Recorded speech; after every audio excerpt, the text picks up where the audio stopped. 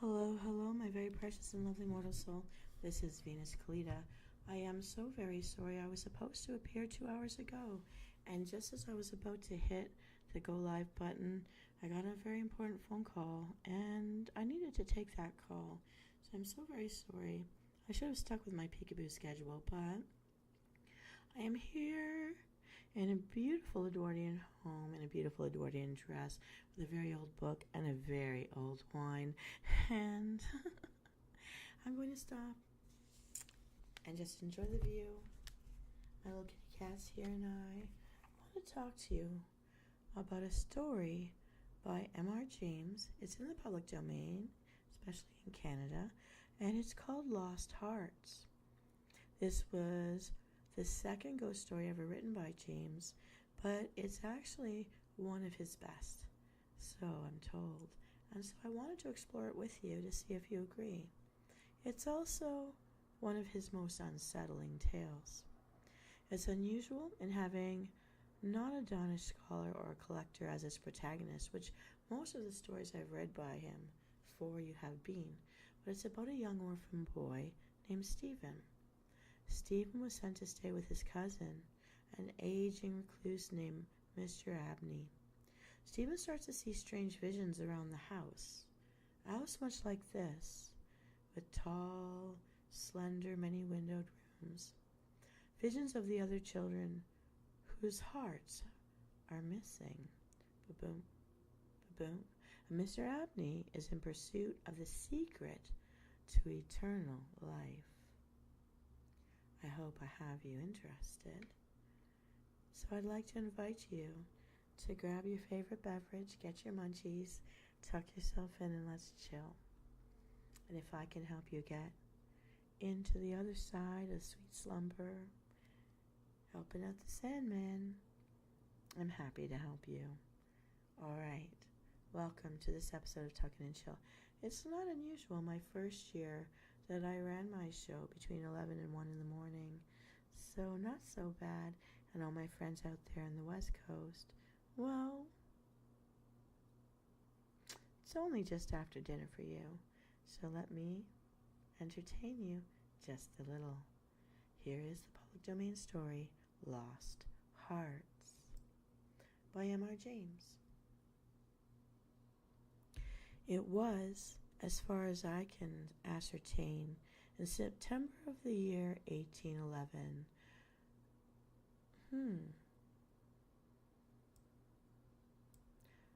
That a post-chaise drew up before the door of Asworthy Hall, in the heart of Lincolnshire. The little boy, who was the only passenger in the chaise, and who jumped out as soon as it had stopped, looked about him with keenest curiosity during the short interval that collapsed between the ringing of the bell and the opening of the hall door. He saw a tall, square, red brick house built in the reign of Anne, a stone-pillared porch that had been added to the perch classical style of 1790.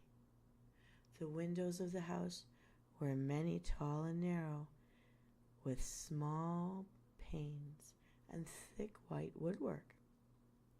A pediment pierced with a round window, it crowned the front. These were wings to right and left, connected by curious glazed galleries supported by colonnades with the central block. These wings plainly contained the suttles and offices of the house and the stables. Each was surmounted by an ornamental cupola with a gilded vane. Good taste, it sounds like. Let me just tell you. An evening light shone in the building, making the window panes glow so many fires. Away from the hall, in front, stretched a flat park studded with oaks and fringed with firs, which stood out against the sky. The clock in the church tower, buried in trees on the edge of the park, only its golden weathercock catching the light, was striking 6, and the sound came gently beating down the wind. It was altogether a pleasant impression, though tinged with a sort of melancholy appropriate to an evening in early autumn, that was conveyed to the mind of the boy, who was standing in the porch, waiting for the door to open to him. The post-chaise had brought him from Warwickshire, where, some 6 months before, he had been left an orphan. Now, owing to the generous offer of his elderly cousin, Mr. Abney, he had come to live at Aswarby. The offer was unexpected, because all who knew anything of Mr. Abney looked upon him as a somewhat austere recluse, into whose steady-going household the advent of a small boy would import a new, and it seemed, incongruous element. The truth is that very little was known of Mr. Abney's pursuits or temper.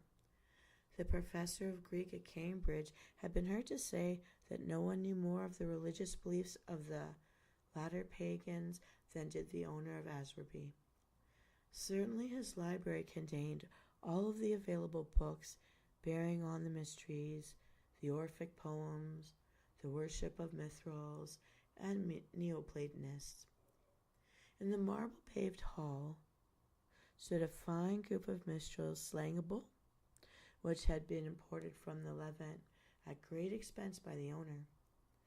He had contributed a description of it to the Gentleman's Magazine, and he had written a remarkable series of articles in the Critical Museum on the superstitions of the Romans of the Lower Empire. He was looked upon, in fine, as a man wrapped up in his books, and it was a matter of great surprise among his neighbors that he should even have heard of his orphan cousin, Stephen Elliott, much more that he should have volunteered to make him an inmate of Aswarby Hall. Whatever may have been expected by his neighbors, it is certain that Mr. Abney, the tall, the thin, the austere, seemed inclined to give his young cousin a kindly reception. The moment the front door was opened, he darted out of his study, rubbing his hands with delight. "How are you, my boy? How are you? How old are you?" he said. "That is, you're not too much tired, I hope, by your journey to eat your supper?" "No, thank you, sir," said Master Elliot. "I'm pretty well." "That's a good lad," said Mr. Abney. "And how old are you, my boy?" It seemed a little odd that he should have asked the question twice in the first 2 minutes of their reacquaintance. "I'm 12 years old next birthday, sir," said Stephen. "And when is your birthday, my dear little boy?" 11th of September, eh? Oh, that's well. That's very well. Nearly a year hence, isn't it? I like to get these things down in my book. Sure it's 12. Certain? Yes, quite sure, sir. Well. Take him to Mr. Bunch's room, Parks, and let him have his tea, a supper, whatever it is. Yes, sir, answered the staid Mr. Parks, and conducted Stephen to the lower regions.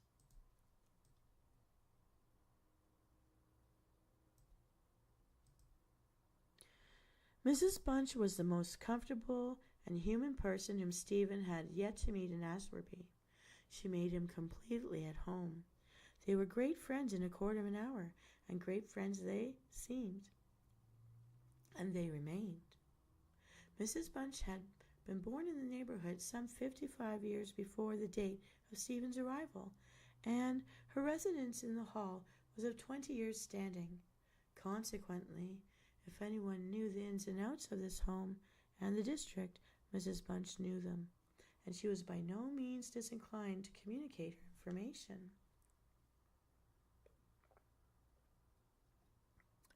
Certainly there were plenty of things about the hall and the hall's gardens which Stephen, who was of an adventurous and inquisitive age, was anxious to have explained to him.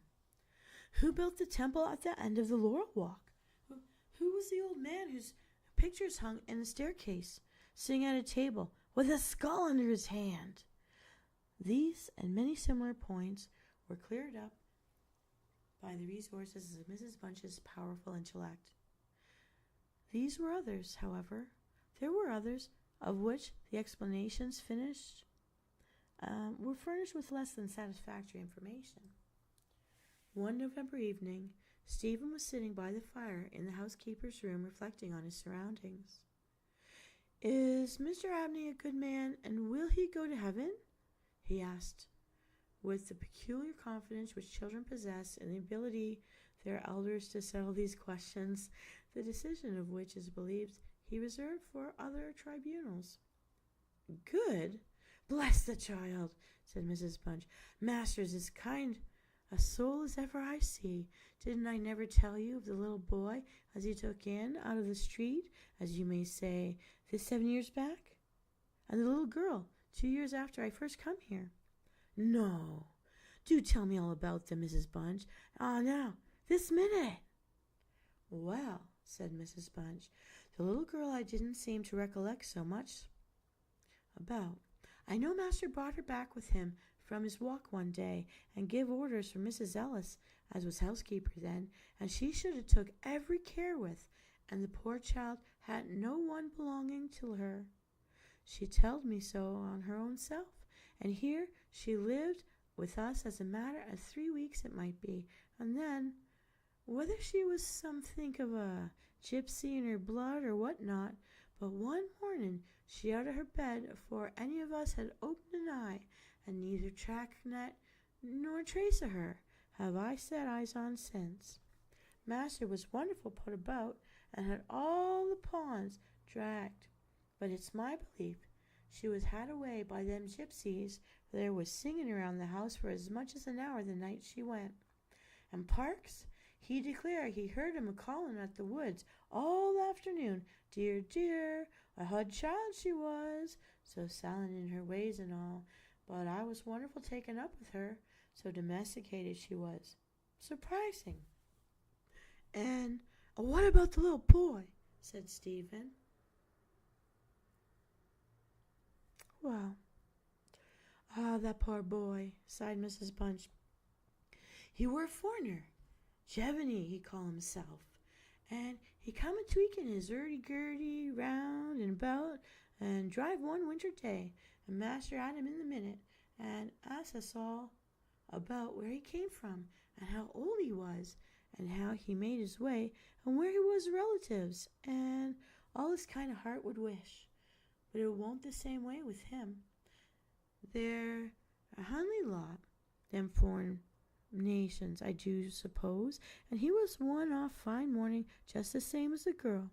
Why, he went, and what he done was our question for as much as a year after, for he never took his hurdy-gurdy, and there it lays on the shelf. Now, look." The remainder of the evening was spent by Stephen in miscellaneous cross-examination of Mrs. Bunch in an effort to extract a nine and a tune from the hurdy-gurdy.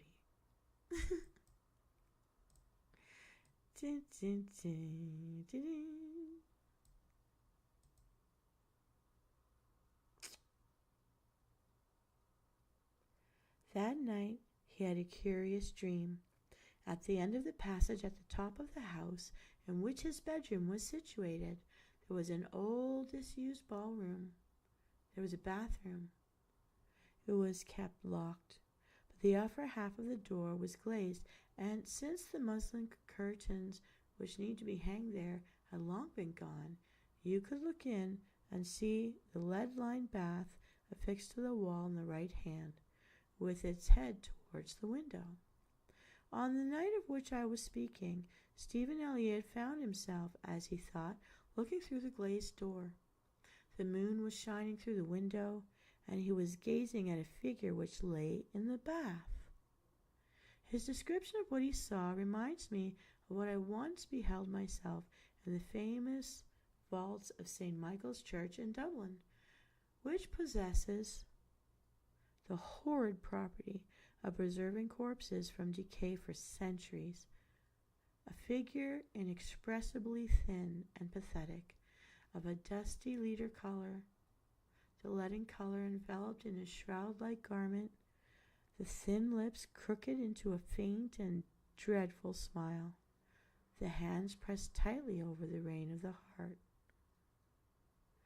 As he looked upon it, a distant, almost inaudible moan seemed to issue from its lips, and the arms began to stir. The terror of the sight forced Stephen backwards, and he awoke to the fact that he was indeed standing on the cold-boarded floor of the passage in the full light of the moon. With a courage which I do not think can be common among boys his age, he went to the door of the bathroom to ascertain if the figure in his dream was really there. It was not, and he went back to bed. Mrs. Bunch was much impressed next morning by his story, and went so far as to replace the muslin curtain over the glazed door in the bathroom. Mr. Abney, moreover, to whom he confided his experience at breakfast, was greatly interested, and made notes of the matter in what he called his book. The spring equinox was approaching, as Mr. Abney frequently reminded his cousin, adding that it had been always considered by the ancients to be a critical time for the young, that Stephen would do well to take care of himself and to shut his bedroom window at night. And the censorious had some valuable remarks on the subject. Two incidents that occurred about this time made an impression upon Stephen's mind. The first was after an unusually uneasy and oppressed night that he had passed, though he could not recall by any particular dream that he had had. The evening following, Mrs. Bunch was occupying herself in mending his nightgown. "Gracious me, Master Stephen," she broke forth rather irritably, "how do you manage to tear your clothes, this night-dress, all to flinders this way? Look here, sir, what trouble you do give to poor servants that have to darn and mend after you." Oh, my.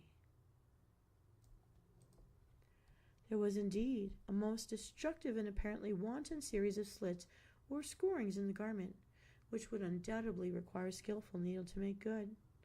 They were confined to the left side of the chest, long parallel slits about 6 inches in length, some of them not quite piercing the texture of the linen. Stephen could only express his entire ignorance of their origin. He was sure they were not there the night before. "But," he said, "Mrs. Bunch, they are just the same as the scratches on the outside of my bedroom door, and I'm sure I never had anything to do with making them."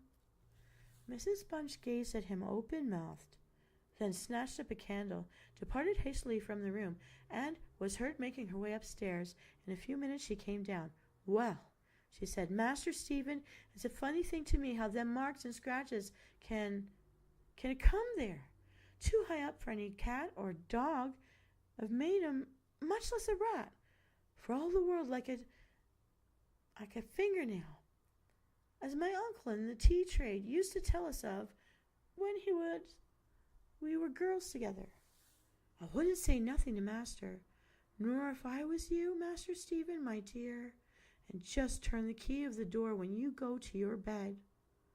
I always do, Mrs. Bunch, as soon as I've said my prayers. That's a good child. Always say your prayers, and then no one can hurt you." Herewith Mrs. Bunch addressed herself to mending the injured nightgown, with intervals of meditation, until bedtime.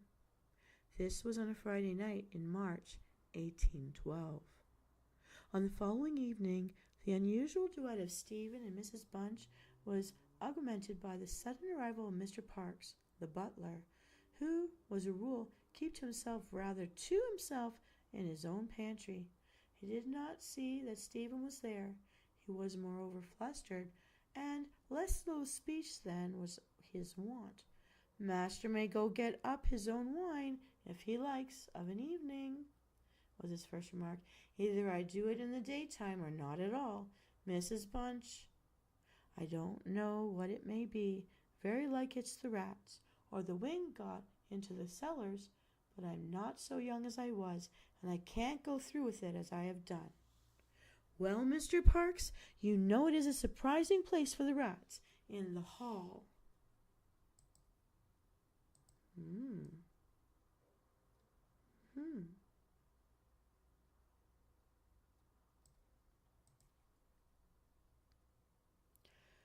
I'm not denying that, Mrs. Bunch, and to be sure, many a time I've heard the tale from the men in the shipyards about the rat that could speak.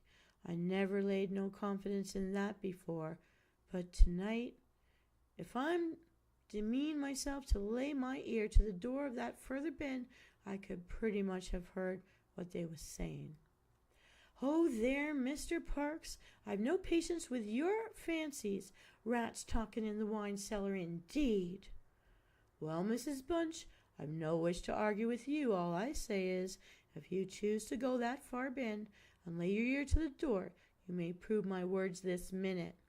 What nonsense you do talk, Mr. Parks. Not fit for children to listen to. Why, you'll be frightening Master Stephen there out of his wits. What? Master Stephen? Said Parks, awaking to the conscientiousness of the boy's presence. Master Stephen knows well enough when I'm playing a joke with you, Mrs. Bunch.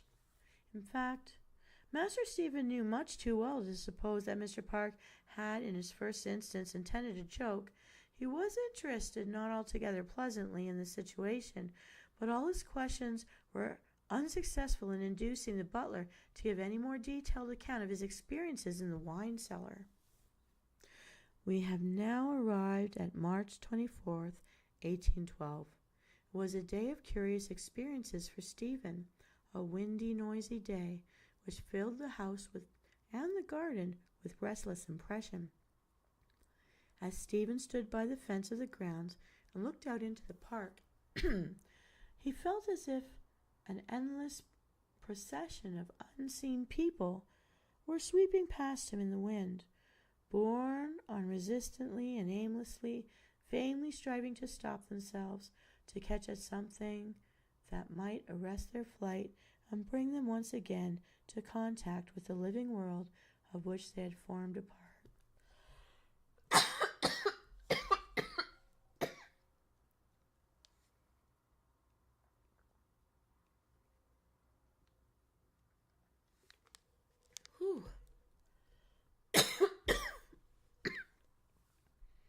After luncheon that day, Mr. Abney said, "Hey, Stephen, my boy, do you think you could manage to come to me tonight as late as 11 o'clock in my study?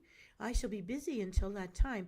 I wish to show you something connected with your future life, which is most important that you should know. You're not to mention this to Mrs. Bunch, nor to anyone else in the house, and you had better go to your room at the usual time."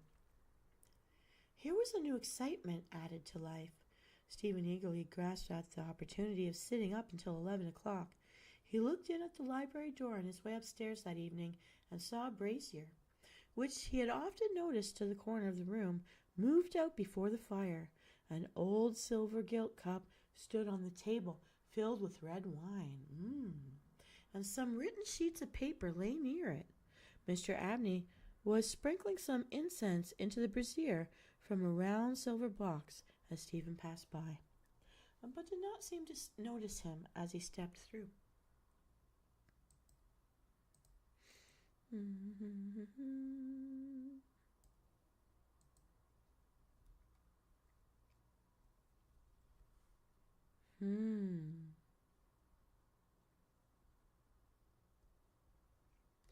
The wind had fallen, and there was still night and a full moon. At about 10 o'clock, Stephen was standing at the open window of his bedroom, looking out over the country. Still as the night was, the mysterious population of the distant moonlit woods was not yet lulled to rest. From time to time, strange cries, as of lost and despairing wanderers, sounded from across the mere. They might be the notes of owls or water birds, yet they did not quite resemble either sound. Were not they coming nearer? Now they sounded from the nearer side of the water, and in a few moments they seemed to be floating about among the shrubberies. Then they ceased, but just as Stephen was thinking of shutting the window and resuming his reading of Robinson Crusoe, he caught sight of two figures standing in the gravel terrace that ran along the garden side of the hall. The figures of a boy and girl, as it seemed. They stood side by side, looking up at the windows. Something in the form of the girl recalled irresistibly his dream of the figure in the bath. The boy inspired him with more acute fear, whilst the girl stood still, half smiling, with her hands clasped over her heart. The boy, a thin shape, with black hair and ragged clothing, raised his arms in the air with an appearance of menace and of an unappeasable hunger and longing. The moon shone upon his almost transparent hands, and Stephen saw that the nails were fearfully long, and that the light shone through them. As he stood with his arms thus raised, he disclosed a terrifying spectacle. On the left side of his chest there opened a black and gaping rent, and there fell upon Stephen's brain, rather than upon his ear, the impression of one of those hungry and desolate cries that he had heard resounding over the wood of Ashwerby all the evening. In another moment this dreadful pair had moved swiftly and noiselessly over the dry gravel, and he saw them no more. Inexpressibly frightened as he was, he determined to take his candle and go down to Mr. Abney's study, for the hour appointed for their meeting was near at hand. The study or library opened out of the front hall on one side, and Stephen, urged on by his terrors, did not take repeated knocks produced to answer. Mr. Abney was engaged. He was speaking. What? Why did he try to cry out? And why was the cry choked in his throat? Had he, too, seen the mysterious children? But now everything was quiet, and the door yielded to Stephen's terrified and frantic pushing. On the table in Mr. Abney's study, certain papers were found which explained the situation to Stephen Elliott when he was of an age to understand them. The most important sentences were as follows. It was a belief very strongly and generally held by the ancients, of whose wisdom in these matters I have had such experience as induces me to place confidence in their assertions, that by enacting certain processes which to us moderns have something of a barbaric complexion, a very remarkable enlightenment of the spiritual faculties in man may be obtained. That, for example, by absorbing the personalities of a certain number of his fellow creatures, an individual may gain a complete ascendancy over whose orders of spiritual beings which control the elements, forces of our universe.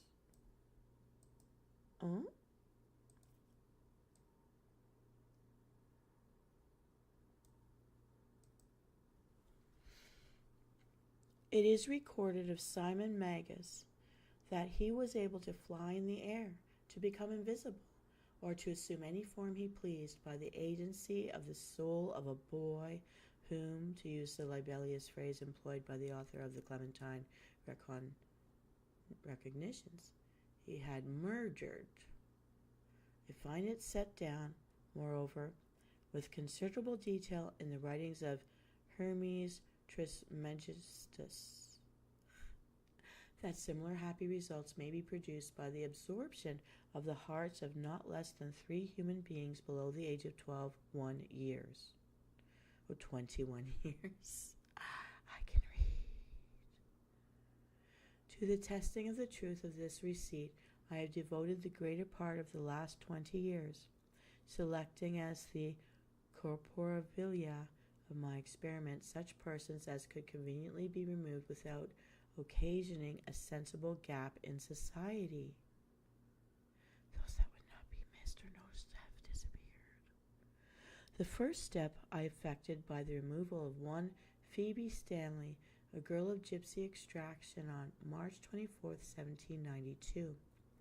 The second by the removal of a wandering Italian lad named Giovanni Paoli on the night of March 23rd, 1805. The final victim, to employ a word repugnant in the highest degree to my feelings must be my cousin Stephen Elliott. His day must be this March 24th, 1812. The best means of effecting the required absorption is to remove the heart from the living subject, to reduce it to ashes, and to mingle them with about a pint of some red wine, preferably port. The remains of the first two subjects, at least, it will be well to conceal. A disused bathroom or wine cellar will be found convenient for such a purpose. Some annoyance may be experienced from the psychic portion of the subjects, which popular language dignifies with the name of ghosts. But the man of philosophic temperament, to whom alone the experiment is appropriate, will be little prone to attach importance to the feeble efforts of these beings to wreak their vengeance on him. I contemplate with the liveliest satisfaction the enlarged and emancipated existence which the experiment, if successful, will confer on me, not only placing me beyond the reach of human justice, so called, but eliminating to a great extent the prospect of death itself.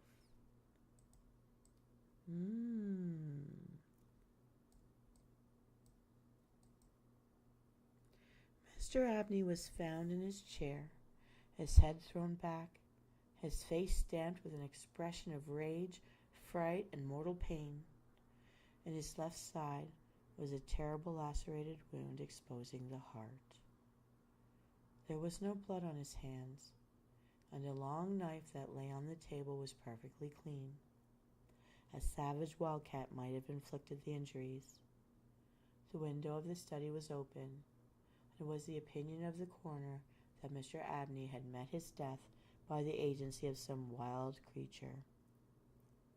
But Stephen Elliott's study of the papers I have quoted led him to a very different conclusion.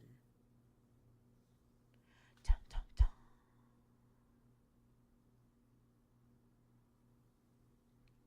Well, now. All right. Want to come a little closer? What do you think of this story by M.R. James, Lost Hearts? Not the romance you thought it might sound to be, but if you know me, Venus, I've never been very mushy about things like love. Well, I don't know what you've heard. Well, Kitty V and Mini Kitty V, they're sleeping right now. I hope that my little tale has helped you to chill, relax. If you're still awake, don't forget to hydrate. I'm going to do that right now.